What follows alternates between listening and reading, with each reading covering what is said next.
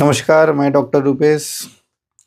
जैसे कि अभी सर्दियों का मौसम चल रहा है, तो इसमें तरह-तरह के सांस संबंधी समस्याएँ देखने को मिलते हैं। ख़ास करके बुजुर्गों में सांस की दिक्कतें आती हैं, बच्चों में खाँसी होती है, सर्दी होती है, नाक से पानी आता है। तो अगर आप भी अस्थमा से या ऐसे सांस संबंधी बीमारियों से पीड़ित हैं, तो आज मैं आपको बताऊँगा कुछ आयुर्वेदिक अचूक उपाय, जो कि आपको घर में करना है। तो करना क्या है आपको कि 4-5 दाने गोलमरीच के, 1 टुकड़ा गुड़ का, साथ ही साथ हल्दी दूध के साथ रात में आप सेवन करें।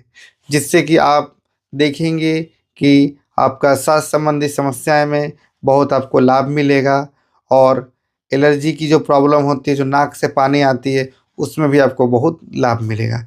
इसके साथ-साथ ही आप गर्म पानी में थोड़ा-सा कार्बोल प्लस या कपूर का तेल या विक्स दे करके भाप लें।